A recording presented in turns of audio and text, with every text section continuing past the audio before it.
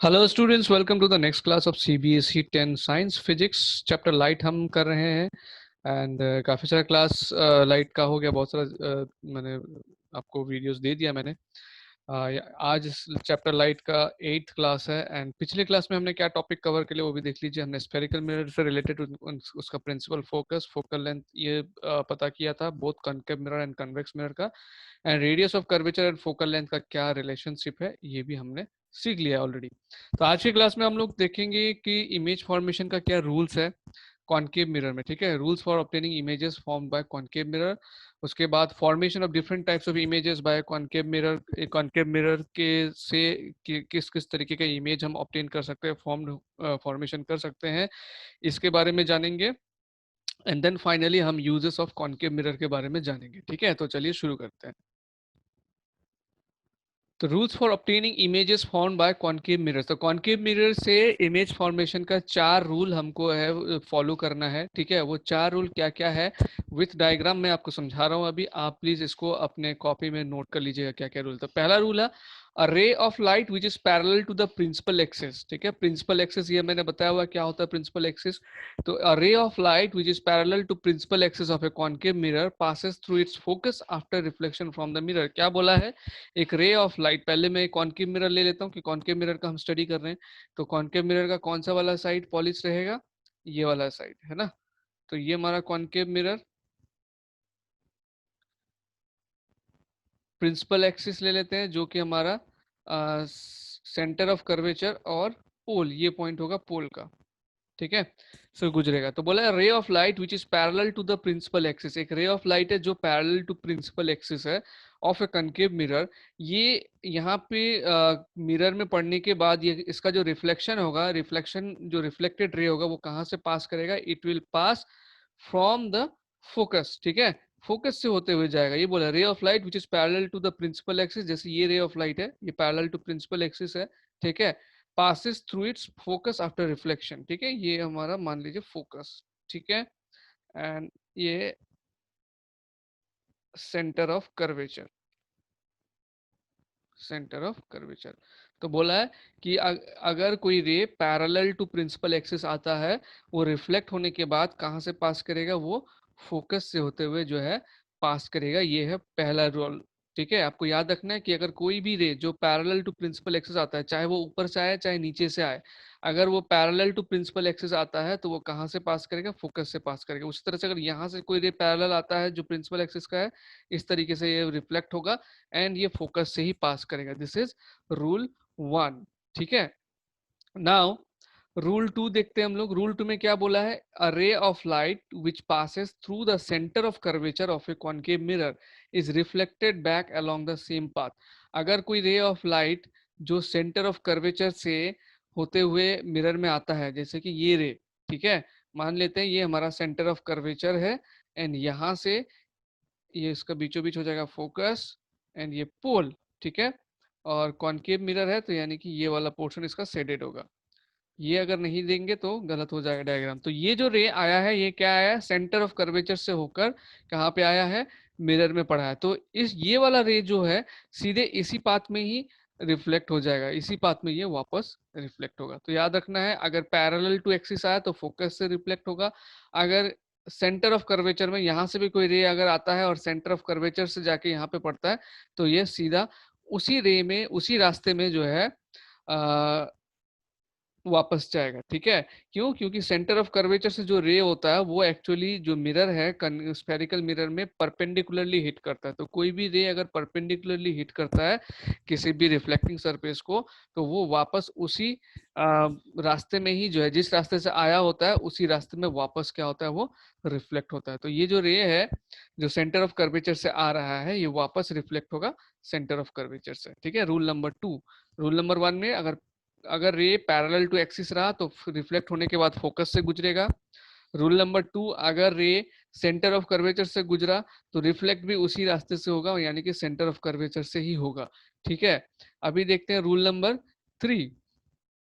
Rule number 3 में क्या बोला है, a ray of light which is passing through the focus of a concave mirror, एक ray of light जो concave mirror के कहाँ से पास कर रहा है, फोकस से पास कर रहा है, और फोकस से पास करने के बाद जब वो रिफ्लेक्ट होगा, वो क्या होगा, parallel to the principal axis हो जाएगा। ठीक है, जैसे कि मान लीजिए ये रे है, ये कहाँ से पास कर रहा है, ये पास कर रहा है फोकस से सेंटर ऑफ कर्वेचर, फोकस जो है हमेशा centre of curvature and pole के सेंटर में होना चाहिए।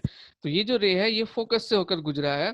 तो अगर ऐसा कोई रे होता है तो उसका रिफ्लेक्शन जब होगा, वो रिफ्लेक्ट होते ही क्या हो जाएगा, ये प्रिंसिपल एक्सिस से पैरेलल हो जाएगा। देखिए ऐसे आया ये रे एंड रिफ्लेक्ट ऐसे हुआ। ठीक है, तो रिफ्लेक्ट होने के बाद ये क्या हो गया, parallel to the principal axis हो गया। ठीक है, दोबारा से देखिए, ray of light which is passing through the focus of a concave mirror becomes parallel to principal axis after reflection. ठीक है, उसी तरह से अगर नीचे से कोई रे अगर इधर जाता है और ये फोकस से होते हुए यहाँ जाएगा, तो ये रिफ्लेक्ट होने के बाद पैरेलल टू प्रिंसिपल एक्सिस हो जाएगा। ये हो गया रूल नंबर 3। ठीक है, रूल नंबर 1 में क्या था, प्रिंसिपल एक्सिस से पैरेलल अगर कोई रे आता है तो वो रिफ्लेक्ट होने के बाद फोकस से जाएगा। Rule number 2, centre of curvature से कोई अगर जाता है तो वो सेंटर ऑफ कर्वेचर से ही पास करेगा।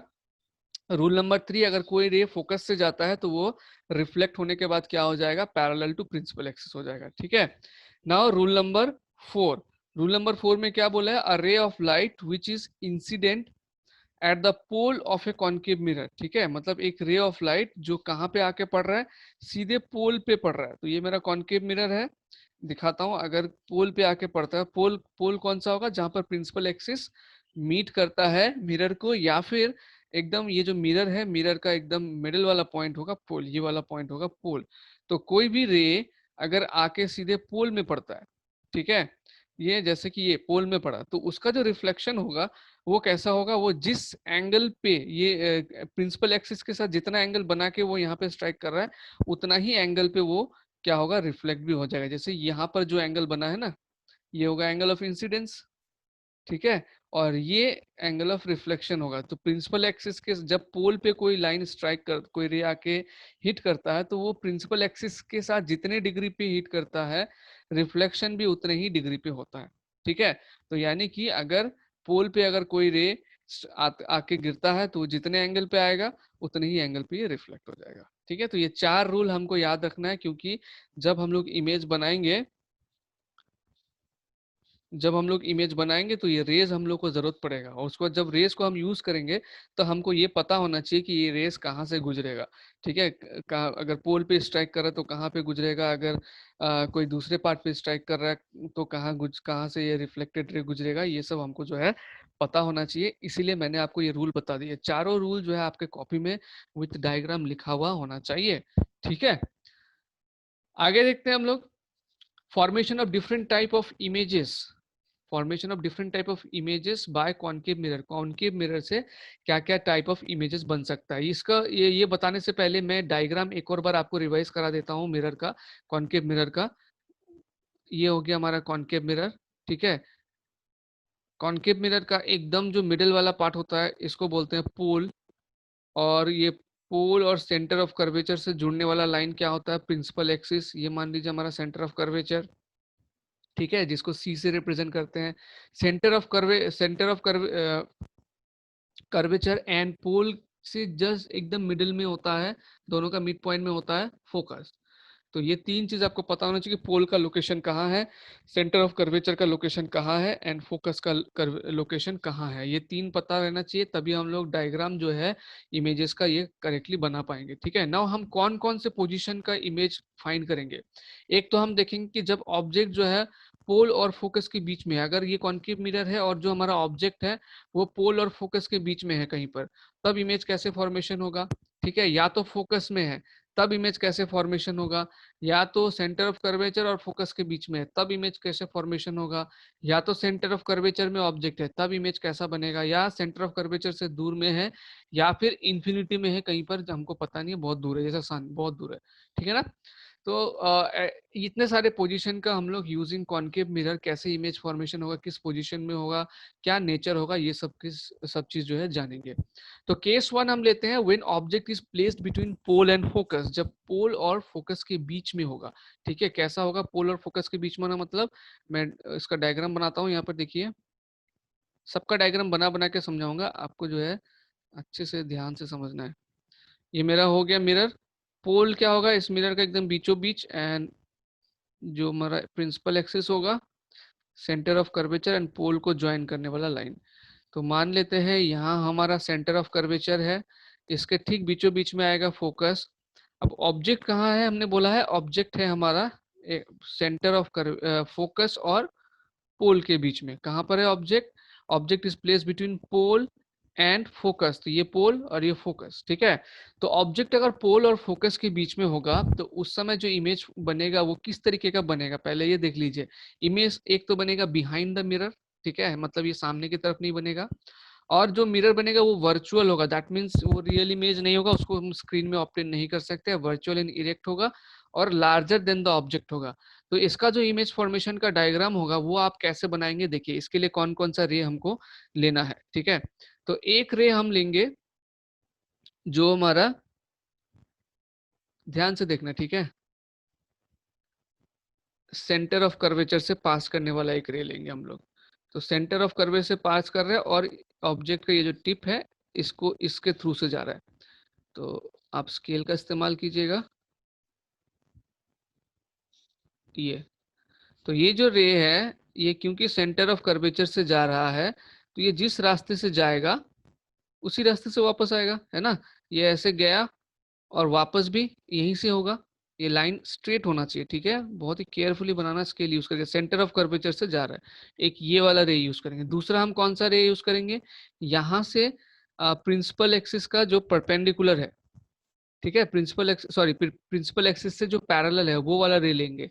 तो प्रिंसिपल एक्सिस से अगर पैरेलल होता है तो वो कहाँ से गुजरेगा, वो गुजरेगा फोकस से, रिफ्लेक्ट होने के बाद। तो ये हमारा फोकस से गुजरा लाइन, ठीक है। तो दो रे हमने लिया है, एक रे जो हमारा सेंटर ऑफ कर्वेचर से जा रहा है तो उसी वहीं पर रिफ्लेक्शन होगा, दूसरा जो किससे, प्रिंसिपल एक्सिस का पैरेलल है, प्रिंसिपल एक्सिस का पैरेलल अगर है तो फोकस से गुजरेगा। तो ये रिफ्लेक्ट होने के बाद ये रेस जो है दूर ही दूर जाएंगे, ठीक है, ये मीट नहीं करेंगे कहीं पर। तो इसको मीट कराने के लिए हम क्या करेंगे, इसको पीछे की तरफ खींचेंगे, ऐसे करके इसको हम लोग पीछे की तरफ खींचेंगे, ये,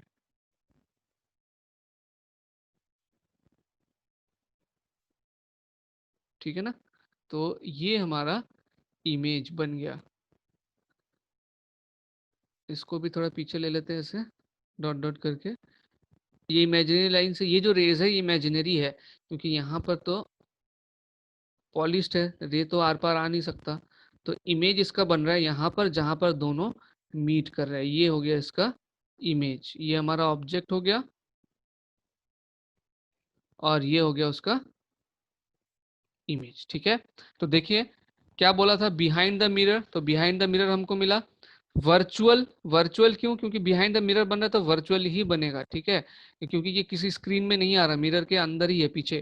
तो वर्चुअल है ये, इसको सिर्फ देख सकते हैं हम लोग, किसी स्क्रीन में ऑब्टेन नहीं कर सकते। एंड इरेक्ट, इरेक्ट मतलब सीधा, ठीक है।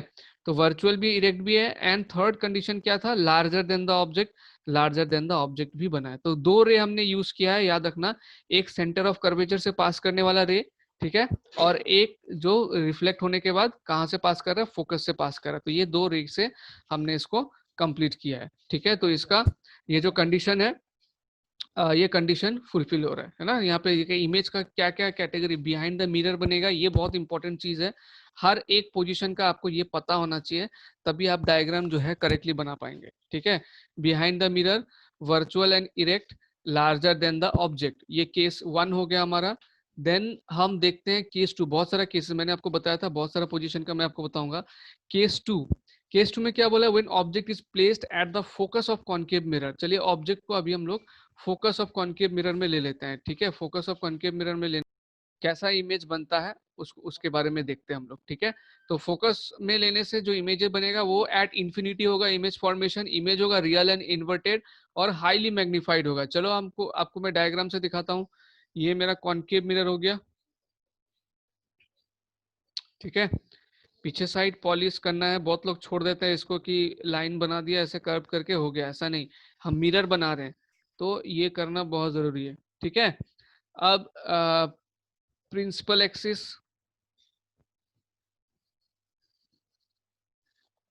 ये हो गया हमारा प्रिंसिपल एक्सिस, ठीक है। Centre of curvature, focus and pole. तो ऑब्जेक्ट कहाँ रखे हमने? ऑब्जेक्ट रखा है हमने फोकस में, ठीक है। तो एक रे लेना है जो सेंटर ऑफ कर्वेचर से पास करेगा, मतलब यहां से जा रहा है ये रे, यहाँ से अगर जा रहा है तो रिफ्लेक्ट भी इसी रास्ते में होगा, है ना। ये इधर से गया तो रिफ्लेक्ट भी इधर ही होगा, ठीक है, ऑब्जेक्ट से। ना दूसरा रे हमको क्या लेना है, अभी अभी जो किया था, पैरेलल टू प्रिंसिपल एक्सिस लेना है। तो जो पैरेलल टू प्रिंसिपल एक्सिस जाएगा स्टूडेंट्स, वो कहाँ से रिफ्लेक्ट करेगा? रूल में क्या बताया था, वो रिफ्लेक्ट करेगा फोकस से होते हुए, ठीक है, ये फोकस से होते हुए। तो ये जो इमेज इसका बनेगा, ये कहा जा रहा है ये इन्फिनिटी में इमेज बनेगा इसका, ठीक है।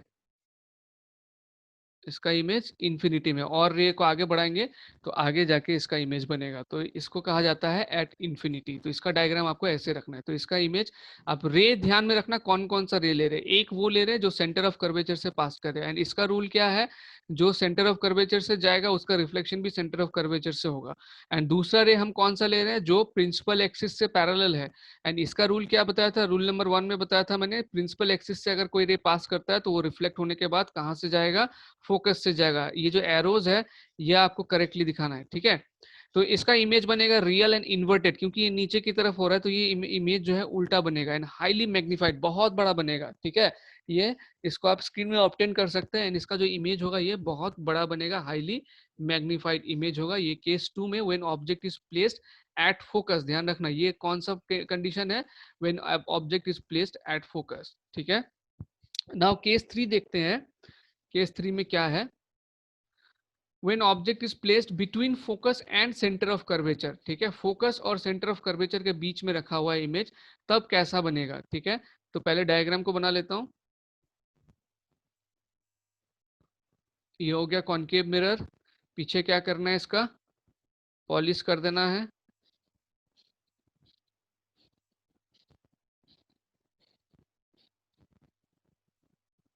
देन प्रिंसिपल एक्सिस बनाइए, एकदम मिडिल, मिरर का मिडिल पॉइंट में होता है पोल, ठीक है। यहाँ ले लीजिए फोकस, इसका जस्ट डबल हो जाएगा सेंटर ऑफ कर्वेचर। क्या बोला, object is place between focus and centre of curvature. तो ऑब्जेक्ट जो है कहां पर है, फोकस में है एंड सेंटर ऑफ कर्वेचर में है। सेंटर सॉरी फोकस और सेंटर ऑफ कर्वेचर का बीच में है ना। तो ये हो गया हमारा ऑब्जेक्ट। पहला जो रे लेना है, अभी हमने दो डायग्राम कर लिया, तो अभी आपको पता चल चुका है कि क्या करना है। तो पहला जो रे होगा हमारा, वो कहाँ से पास करेगा, वो सेंटर ऑफ कर्वेचर से पास करने वाला रे हम लोग लेंगे, ठीक है। इसको थोड़ा सा आगे कर देते हैं, हाँ। तो ये जाने का है एंड रिफ्लेक्ट होके ये आने का रे है। इसमें दो क्यों दे रहे हैं, क्योंकि ये ऑब्जेक्ट से एक रे जा रहा है एंड दूसरा बता रहा है ये रिफ्लेक्ट होके आ रहा है, दूसरा एरो। उसके बाद दूसरा जो रे लेंगे वो क्या होगा, पैरेलल टू प्रिंसिपल एक्सिस होगा। ये ले लिया हमने पैरेलल टू, ये गया एंड मिरर से ये रिफ्लेक्ट होके आया।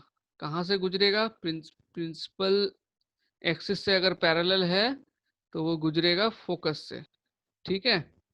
तो इसको भी आप बढ़ाइए आगे, ये आपका यहाँ पे मीट कर जाएगा, जहाँ पे मीट करेगा वहीं पर ही इमेज फॉर्मेशन होगा। तो इस पॉइंट पे आके मीट किया है, ये कहाँ पे, यहाँ पे आके मीट किया है, यहाँ पर बनेगा इमेज, और यहाँ पर जो इमेज बनेगा ये बनेगा उल्टा, ठीक है। ये हमारा इमेज बन गया, जिस पॉइंट पे ये मीट किया है उस पॉइंट पे ये इमेज बन रहा है। तो देखिए ये ऑब्जेक्ट है एंड ये है इमेज। अब देखते हैं क्या इसका, beyond centre of curvature image कहाँ बनेगा, बोला बियॉन्ड सेंटर ऑफ कर्वेचर। देखिए सेंटर ऑफ कर्वेचर से आगे बना है, रियल होगा, रियल इमेज, ठीक है। अच्छा, जितने भी इमेज पहले मैं बता दूं, जो भी इमेज मिरर के सामने बन रहा है वो सब रियल इमेज ही है। अगर मिरर के पीछे बनता है तो वर्चुअल, जो कि फर्स्ट केस में हमने देखा। तो जितने भी इमेज आपको मिरर के सामने मिलेगा वो सारा का सारा क्या होगा, रियल। तो ये रियल इमेज है, एंड आपको दिख रहा है कि ये उल्टा है, इन्वर्टेड। अगर ऊपर इंटरसेक्ट किया होता तो सीधा, नीचे इंटरसेक्ट करेगा तो इन्वर्टेड बनेगा, ध्यान रखना। एंड थर्ड क्या है, नेचर इसका लार्जर देन द ऑब्जेक्ट। तो देखिए ऑब्जेक्ट से लार्जर बना है, बहुत ही इजी है, खाली आपको रे याद रखना है कौन कौन सा रे यूज कर रहे हैं हम लोग। एंड उस वो जो रे है उस रे का पाथ क्या है। ये अगर जैसे कि मान लीजिए ये सेंटर ऑफ कर्वेचर से, और आपको पता ही नहीं है कि रिफ्लेक्ट होने के बाद यहीं से गुजरेगा, आपने ऐसा करके फोकस से गुजार दिया इसको, तब तो आपका इमेज पता नहीं भगवान जाने कैसा बनेगा। तो इसलिए इसको ध्यान रखना है, ठीक है। इसलिए रूल्स पहले बता दिया मैंने आपको। नाउ केस नंबर 4 देखते हैं। केस नंबर 4 में ऑब्जेक्ट को हमने कहाँ रखा है, अब हम ऑब्जेक्ट को जो धीरे धीरे हम पीछे करते जा रहे हैं। पहले पहले जो हमने देखा वो फोकस एंड पोल के बीच में, फिर फोकस में लाए, फिर हम फोकस और सेंटर ऑफ कर्वेचर के बीच में लेके आए। अब हम एग्जैक्टली सेंटर ऑफ कर्वेचर में ऑब्जेक्ट को रखेंगे एंड देखेंगे कि सेंटर ऑफ कर्वेचर में अगर ऑब्जेक्ट है तो इमेज कैसा बनेगा। तो ये पहले मैं मिरर को ले लेता हूँ, शेड कर लेते हैं मिरर को, एक साइड इसका पॉलिश कर लेते हैं।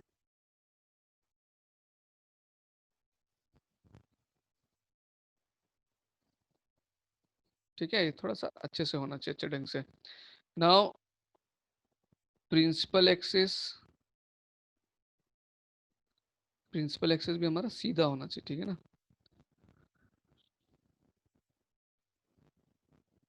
एक और बना देता हूँ इसको, थोड़ा सा टेढ़ा मेढ़ा हो गया। चलिए अब थोड़ा सा लग रहा है। तो ये हो गया मेरा पोल।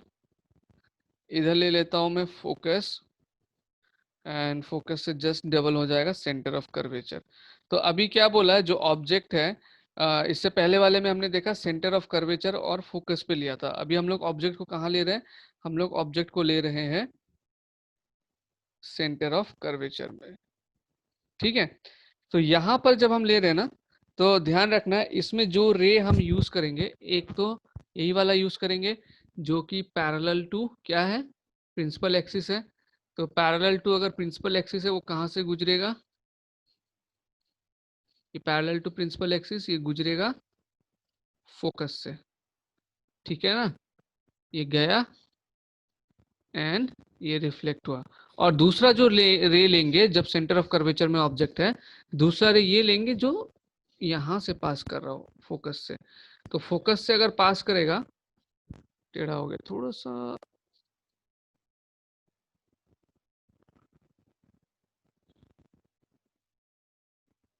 ओके।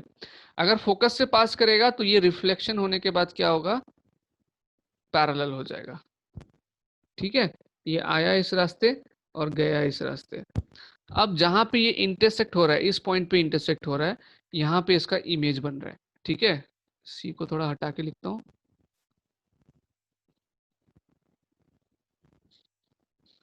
इसका जो इमेज बन रहा है वो यहाँ पे बन रहा है,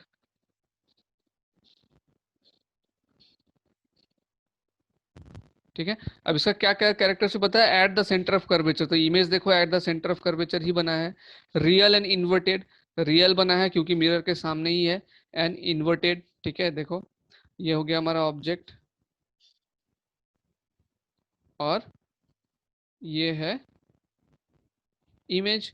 same size as of the object, यहाँ पे ध्यान रखना है जो इमेज का साइज है, ऑब्जेक्ट साइज दोनों इक्वल होगा, ठीक है। Object size is equal to image size, image size, ठीक है। मैं तो अप्रोक्सीमेट मेजरमेंट लेके बना रहा हूँ और फ्री हैंड बना रहा हूँ, आप लोग स्केल वगैरह से यूज करेंगे और प्रैक्टिस करेंगे इसका बनाना तो आ जाएगा, ठीक है। मैं थोड़ा सा डिफरेंस दिख सकता है, देख सकते हो कि ठीक है छोटा बड़ा, लेकिन ये एग्जैक्टली क्या होना चाहिए, इमेज ऑफ ऑब्जेक्ट और ऑब्जेक्ट दोनों, साइज ऑफ ऑब्जेक्ट दोनों जो है बराबर साइज का होना चाहिए, ठीक है।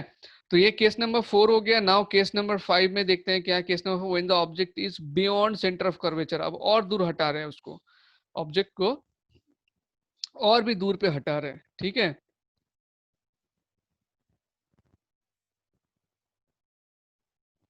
बियॉन्ड सेंटर ऑफ कर्वेचर, तो डायग्राम बनाते हैं चलो। ये हो गया कॉनकेव मिरर, इसका पीछे पॉलिश कर देते हैं।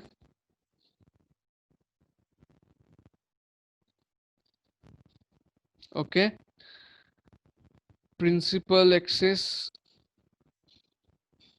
हाँ ये रहा प्रिंसिपल एक्सिस, यहाँ पे पोल होगा, फोकस होगा and centre of curvature. Object is beyond centre of curvature, तो हम यहाँ पे ऑब्जेक्ट को कहाँ पर रख रहे हैं, हम रख रहे हैं बियॉन्ड सेंटर ऑफ कर्वेचर, यहाँ पे रख रहे हैं ऑब्जेक्ट को। ठीक है, तो एक रे यूज करेंगे जो सेंटर ऑफ कर्वेचर से जाएगा,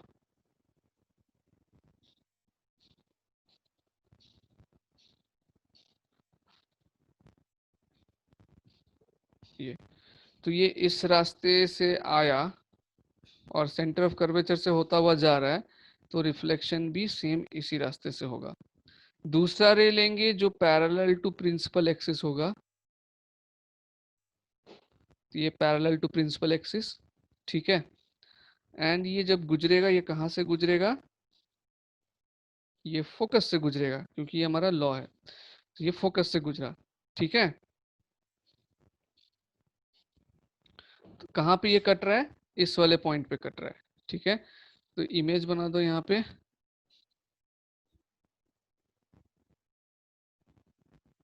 इमेज। तो देखो बिटवीन द फोकस क्या बोला है, जो इमेज बनेगा between the focus and centre of curvature, ये देखो फोकस और सेंटर ऑफ कर्वेचर के बीच में बना है।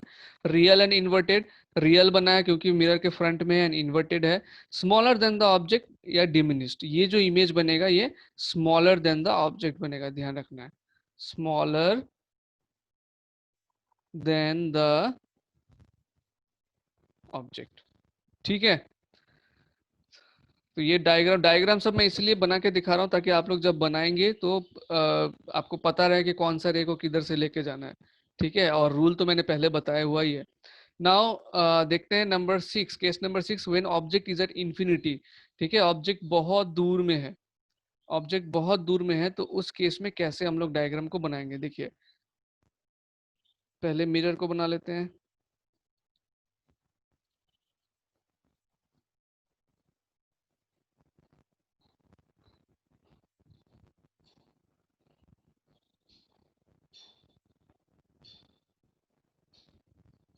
ये हो गया पोल,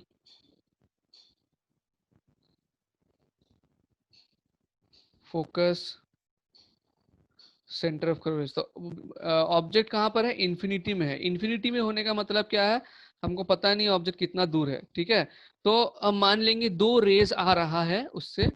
ठीक है, दो रेज आ रहा है जो ऑब्जेक्ट का ऊपर से, ऊपर ऑब्जेक्ट का जो टिप है, जैसे कि मान लीजिए बहुत दूर पे ये ऑब्जेक्ट कहीं पर है, तो उसका टिप, यहाँ से आने वाले दो रेस को हम ले रहे हैं। ठीक है, तो पहला रे क्या होगा मेरा,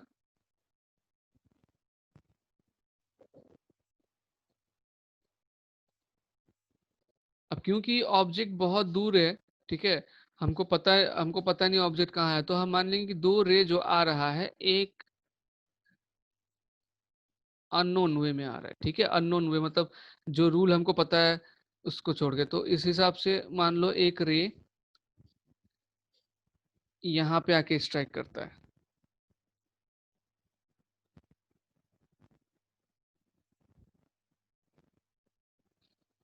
एंड ऐसे रिफ्लेक्ट कर जाता है। ठीक है, दूसरा रे, दोनों जो है पैरेलल नहीं है, दूसरा रे आके क्या कर रहा है, सीधे पोल में आके इंसिडेंट हो रहा है। ठीक है, ये पोल में आके अगर इंसिडेंट करेगा तो ये उसी एंगल में रिफ्लेक्ट होगा जिस एंगल में ये पोल में आया है। ठीक है, और देखो ये incident ray, reflected ray, incident ray, reflected ray, तो कौन से पॉइंट पे ये मीट कर रहा है, जिस पॉइंट में मीट कर रहा है उसी में यहाँ इसका इमेज बनेगा। यहाँ पे फोकस था, फोकस, तो यहाँ पर ही बनेगा इमेज। ऑब्जेक्ट बहुत दूर है, हमको पता नहीं है, इन्फिनिटी में है। ठीक है, और वो बड़ा ऑब्जेक्ट है, बहुत बड़ा ऑब्जेक्ट है, तो इसका इमेज कहाँ बनेगा, इन्फिनिटी में। जैसे मैंने वो आपको दिखाया था ना पेपर वाला एक्टिविटी, जिसमें सन का इमेज ऑब्टेन कर रहे थे, सन तो बहुत दूर है, उसका छोटा सा इमेज हम लोग ऑब्टेन कर पा रहे थे यूजिंग कॉनकेव मिरर।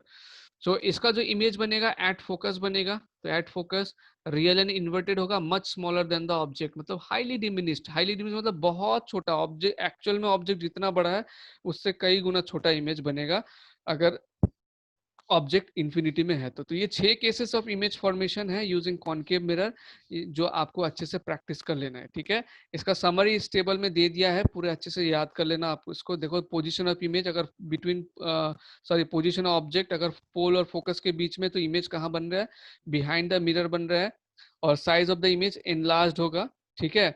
और नेचर किस तरीके का है, वर्चुअल है एंड इरेक्ट। अगर इमेज वर्चुअल हुआ तो इरेक्ट होगा ही होगा, बाकी सारा सिर्फ एक ही केस है, पोल एंड फोकस के बीच में जो ऑब्जेक्ट रखा जाता है, मतलब बिल्कुल पास, तभी जो है इमेज बिहाइंड द मिरर बनता है, इनलार्ज बनता है, वो वर्चुअल एंड इरेक्ट होता है। बाकी सभी केस में जो इमेज है वो रियल एंड इन्वर्टेड बन रहा है। देखो जब फोकस में है इमेज बन रहा है इन्फिनिटी में, बहुत बड़ा इमेज बनेगा, रियल एंड इन्वर्टेड बनेगा। जब फोकस और सेंटर ऑफ कर्वेचर के बीच में है, तब beyond c position of image क्या है, बियॉन्ड सी, और साइज ऑफ इमेज जो है इनलार्ज्ड है, nature of image real and inverted. अगर सेंटर ऑफ कर्वेचर में रखते हैं ऑब्जेक्ट को, तो इमेज भी सेंटर ऑफ कर्वेचर में ही बनेगा, साइज सेम होगा, रियल एंड इन्वर्टेड। सी से दूर में रखते हैं, मतलब सेंटर ऑफ कर्वेचर से दूर में रखते हैं, तो इमेज बनेगा फोकस और सेंटर ऑफ कर्वेचर के बीच में डिमिनिश्ड इमेज होगा, रियल एंड इन्वर्टेड, ठीक है। डिमिनिश्ड मतलब ऑब्जेक्ट से छोटा। एट इंफिनिटी अगर ऑब्जेक्ट है तो फोकस पे इमेज बनेगा, और हाईली डिमिनिश्ड बहुत ही छोटा, बहुत ही छोटा, एंड नेचर ऑफ इमेज क्या होगा, रियल एंड इन्वर्टेड, ठीक है। नाउ कुछ यूजेस हम देखते हैं कि कॉनकेव मिरर का क्या क्या यूज होता है। तो सबसे पहले देखो, concave mirror used as shaving mirrors to see large image of the face. तो कॉनकेव मिरर को जो है सेविंग मिरर के हिसाब से यूज किया जाता है। इससे क्या होता है, फेस का लार्ज इमेज मिलता है और क्लियरली हम देख सकते हैं, एंड सेविंग के लिए जो है बहुत अच्छा होता है ये, ठीक है, क्योंकि अच्छा से दिखाई देगा। छोटा मिरर में अगर अच्छे से नहीं दिखाई देगा तो कटने वटने का डर रहता है, लेकिन बड़ा मतलब मिरर छोटा है लेकिन कॉनकेव है, इमेज हमको बड़ा मिल रहा है। तो इमेज अगर हमको बड़ा मिल रहा है तो हम लोग आराम से जो है देख के अच्छे से सेविंग अपना कर सकते हैं। तो concave mirror are used as reflectors in torches, vehicle headlights and searchlights to get a powerful beam of light। ये बहुत इंपॉर्टेंट एक यूज है, ठीक है, कि जो concave mirror है उसको कैसे यूज किया जाता है, उसको एज अ रिफ्लेक्टर्स यूज किया जाता है टॉर्च में। आपने टॉर्च देखा होगा, ट्रेडिशनल टॉर्च की बल्ब लगा होता है, बल्ब के पीछे जो है एक इस तरीके का गोल है ना, इधर पे बल्ब लगा हुआ है, बल्ब के पीछे गोल जो है शाइनी रिफ्लेक्टिंग सरफेस होता है, और वो किस तरीके का होता है, वो जो है कॉनकेव शेप में होता है, ठीक है, कॉनकेव शेप में होता है। किसी ने वो पुराना लोहे वाला टॉर्च देखा होगा, भारी वाला, तो उसमें ये चीज होता है।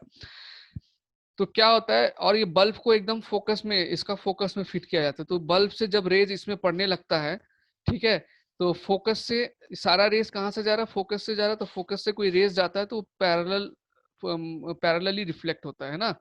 तो ये टॉर्च में से जब निकलता है तो बहुत दूर तक इसका रोशनी फैलता है, ठीक है। इसलिए देखना, टॉर्च जितना भी टॉर्च होता है उसका जो रोशनी होता है वो बहुत दूर तक जाता है। क्यों? क्योंकि उसके अंदर पे जो रिफ्लेक्टिंग सरफेस है वो कॉनकेव कॉनकेव होता है, जिसके वजह से, एंड बल्ब को उसका फोकस में फिट किया जाता है, तो बल्ब से जो भी रोशनी उसमें पड़ता है वो सारा का सारा रोशनी जो है रिफ्लेक्ट हो जाता है सामने की तरफ, parallel beam of light. Parallel beam of light होने की वजह से ये बहुत दूर तक जाता है, ठीक है। तो इसका मतलब कॉनकेव मिरर्स को कहाँ पे यूज किया जाता है, एज ए रिफ्लेक्टर्स यूज किया जाता है inside torch, vehicle headlight, search light to get powerful beam of light.